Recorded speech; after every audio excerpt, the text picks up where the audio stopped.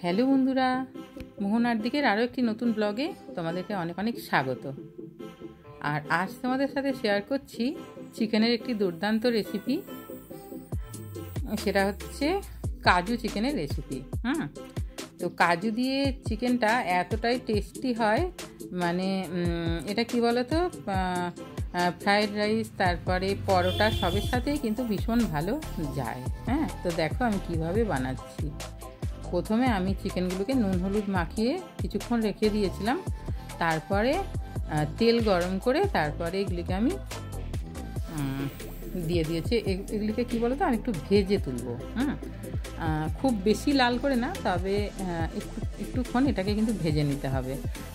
এমনিতে আমরা চিকেন যখন রান্না করি তখন বেশিরভাগই রান্নাতেই আমরা কী করি বলো তো, প্রথমে মশলাটাকে কষিয়ে নিই, তারপরে চিকেনটা দিই। কিন্তু এই রান্নাটাতে চিকেনটা একটু ভাজা ভাজা করে নিলে না, মানে অসাধারণ টেস্টি একটা রান্না হয়। আর এই রান্নাটাতে মোটামুটি চিকেনটাকে একটু ভেজে নিতেই হবে, তা না হলে কিন্তু মানে ঠিকঠাক টেস্টটা আসবে না। তো দেখো আমি আঁচটা মিডিয়ামে রেখে চিকেনটাকে একটু ভাজা ভাজা করে নিচ্ছি।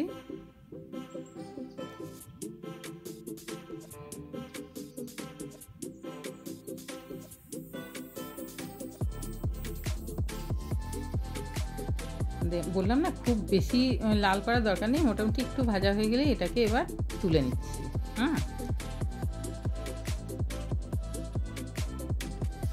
তুলে নিয়ে তারপরে ওই তেলের মধ্যে আমি দিয়ে দেবো পেঁয়াজ কুচি।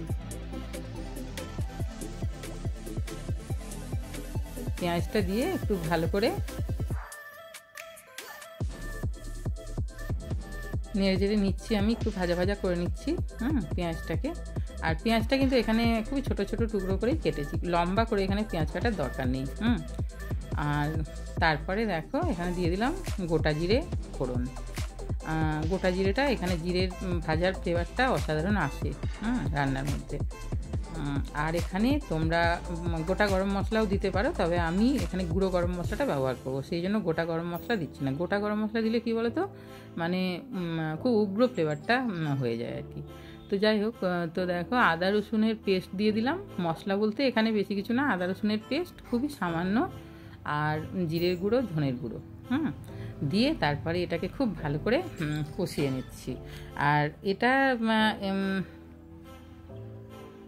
যেহেতু কাজু চিকেনের রেসিপি, সেই জন্য কী বলো তো, এটা কাজু বাটাটাই এখানে কিন্তু মেন মানে মশলা আর কি। তো তারপর দেখো এখানে দিয়ে দিলাম লঙ্কা বাটা।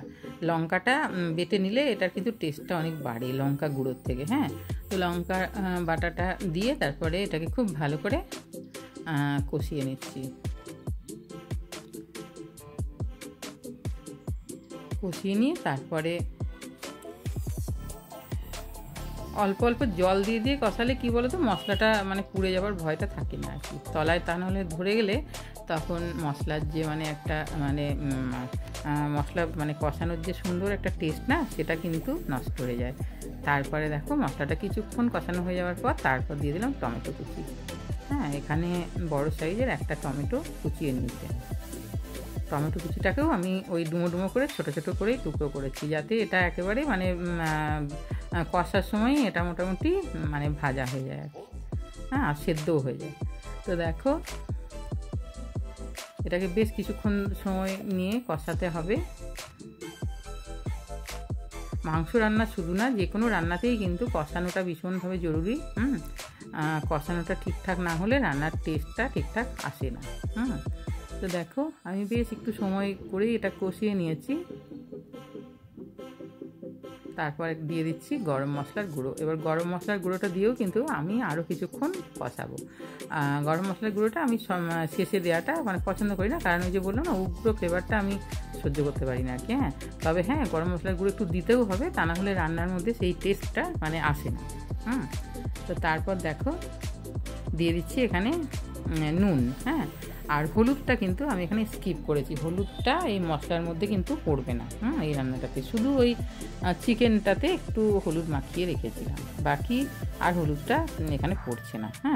তারপরে যেটা মানে আসল মশলা কাজু বাটা, সেটা আমি এখানে দিয়ে দিলাম। হ্যাঁ, আর কাজু বাটাটা মানে একেবারে শুধু মশলার সাথে দেওয়া যাবে না, মশলাটা কষিয়ে নেওয়ার পর তারপরে কাজু বাটাটা দিতে হবে। হ্যাঁ, কারণ একই সাথে সব কিছু দিয়ে দিলে কিন্তু হবে না। আর কাজু বাটাটা দিয়ে তারপরে এটাকেও খুব ভালো করে একটু কষিয়ে নিতে হবে। দেখো অল্প একটু জল দিয়ে দিলাম যাতে কাজু বাটাটা ওই মশলার সাথে খুব ভালো করে মিশেও যায় আর কষানোটাও হয়ে যায় ঠিকঠাক।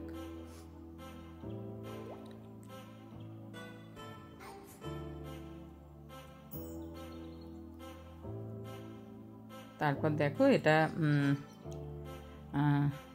এটাও মানে কষানো হয়ে এসছে। হ্যাঁ, দেখো সাইড থেকে তেল ছেড়ে দিচ্ছে, তার মানে সমস্ত মশলাই কষানো এখানে হয়ে গেছে।